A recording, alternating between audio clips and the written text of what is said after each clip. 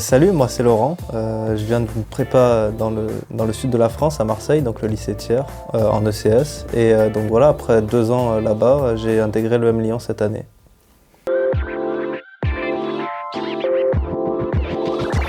Bon, bah alors, en école de commerce et plus spécifiquement à l'EM Lyon, bon, je dirais qu'il y a 2 volets, au niveau des cours et au niveau de voilà, ce qu'on fait à côté. Donc, au niveau de ce que je fais à côté, c'est bien parce que quand je suis arrivé en école, j'ai réussi à me faire une belle bande d'amis et on peut sortir ensemble. Enfin, au niveau des activités, je pense qu'il y a tout ce qu'il faut puisqu'il y en a à peu près pour tous les goûts aussi. Moi, c'est vrai que je suis pas trop soirée, mais si vous aimez ça aussi, vous serez servi.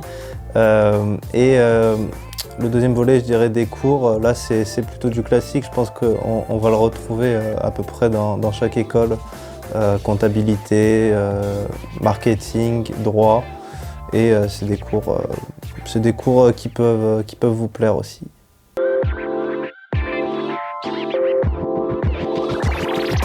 La première chose, je dirais, c'est du soulagement parce que moi j'ai plutôt bien vécu ma prépa, mais c'est vrai qu'on travaille beaucoup et qu'on est très stressé. Alors que je dirais quand on intègre l'école, ça y est, on est beaucoup plus détendu, on sait que plus ou moins le plus dur est fait et que voilà, maintenant on va pouvoir profiter, même s'il faut continuer aussi à travailler quand même pour pouvoir avoir des bons échanges et pour pouvoir valider ces modules. Mais on est quand même soulagé. Moi je l'ai bien vécu, c'est vrai que quand même ça fait du bien d'arrêter la prépa. Et globalement très bien, puisque après à l'EM Lyon, ça se passe plutôt bien pour moi, donc je suis content à ce niveau-là.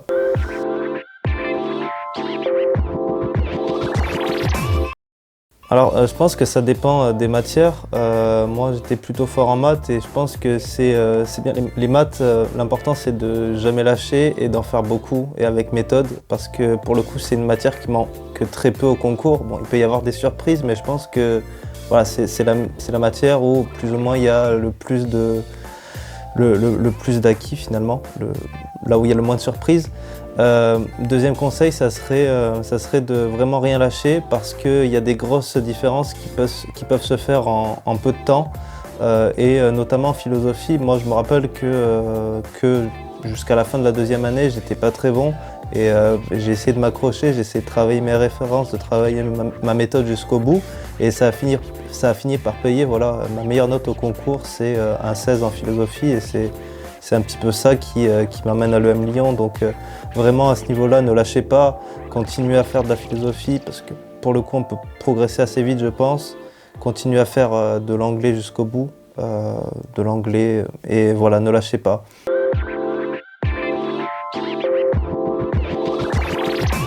C'est une école voilà, qui est très bien vue des recruteurs et qui nous permet en plus de personnaliser notre parcours comme on veut. À partir de la 2e année, c'est nous qui choisissons nos modules, nous qui choisissons nos cours en rapport avec ce qu'on veut faire plus tard. Par exemple, si vous êtes intéressé dans le conseil, vous pouvez prendre des cours de conseil et laisser plus de côté le marketing.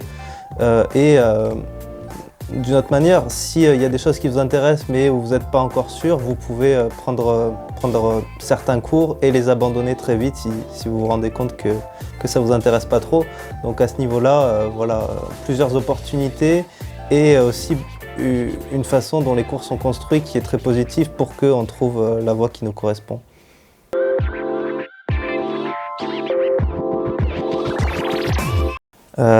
C'est vrai que pour le coup il y a des opportunités très vastes puisque vous pouvez faire je dirais du classique, audit, conseil, finance, c'est une école qui est très bien vue des recruteurs et vous trouverez ce qu'il vous faut là-bas, mais on a aussi des choses qui sont très développées en termes d'entrepreneuriat avec une marque de fabrique, avec un incubateur.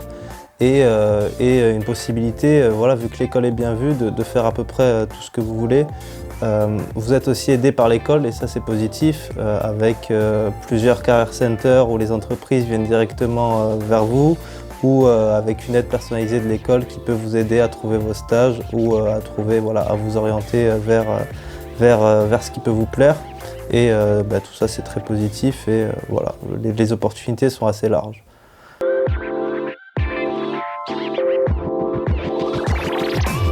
on nous incite fortement voilà, à sortir de France très tôt. Notre premier stage, qui est quand même un stage de 6 mois, et dès la fin de la première année, c'est obligatoirement l'international. Donc c'est déjà un premier pas important. Et puis par la suite, pour ceux qui sont plus intéressés, on a différents campus et différents échanges internationaux. On a un campus à Shanghai, 2 campus en Inde. Voilà, donc plusieurs opportunités intéressantes et pour ceux qui veulent faire quelque chose à ce niveau-là. Moi, à titre personnel, j'aimerais bien poursuivre dans un module en rapport avec le sport et il y a un double diplôme avec une école en Inde qui m'intéresse et voilà, que j'aimerais poursuivre. Mais c'est à chacun, à partir de la 2e année, de personnaliser son parcours.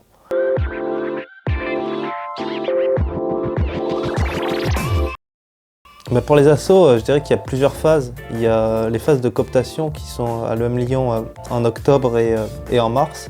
La première phase de cooptation, elle est un peu moins développée, il y a moins de place et certains ne sont pas encore intéressés.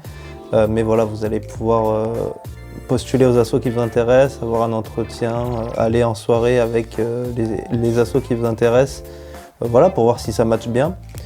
Il y a une phase de liste donc, où vous allez constituer des groupes pour essayer de remporter des élections qui vous emmèneraient vers les associations sélectives de l'EM Lyon que beaucoup visent. Le Petit Paumé qui est le premier guide touristique de Lyon et qui est une asso assez développée, le BDE et le BDA, ainsi que le ski club, pardon, que j'ai oublié. Et donc c'est des assos qu'on peut pas avoir directement via un entretien. Voilà, il faut gagner une élection. Et donc il y a toute une phase où c'est un petit peu presque des concours, voilà, où vous allez essayer avec votre liste de faire des choses le mieux possible, d'organiser des événements pour plaire aux autres et obtenir leur voix. Et une fois que les listes sont finies, donc certains vont intégrer ces assos sélectives. Il restera finalement des gens qui n'ont pas eu leur asso et qui pourront postuler aux cooptations de mars, donc comme les cooptations d'octobre avec d'autres associations qui rentrent en jeu aussi. Voilà, vous pourrez intégrer par exemple l'asso Finance, l'asso le journal de l'école, l'asso Forum qui organise des conférences par exemple. Et voilà.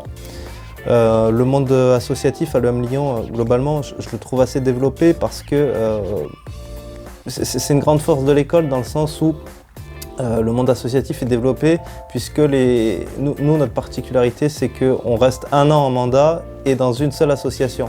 Je sais qu'il y a certaines écoles où vous pouvez avoir 4, 5 associations et quand on regarde ça, on se dit que ça pourrait être plus intéressant à première vue, mais le problème c'est que du coup certaines assos sont un petit peu mortes puisque les gens ne sont pas investis. Là c'est pas le cas, on a des assos qui ont des chiffres d'affaires très élevés parce que les gens voilà, sont investis dans leur asso, c'est quasiment leur 2e famille. Donc à ce niveau-là c'est très bien, on a des assos fonctionnels. Nous, notre particularité aussi c'est qu'on ne rentre pas tout de suite en mandat. Notre mandat officiel c'est 2023 pour ceux qui sont rentrés en septembre 2021, donc entre la 2A et la 3A, puisque en première année, c'est pas nous qui sommes en mandat, et ensuite on a un stage, donc voilà.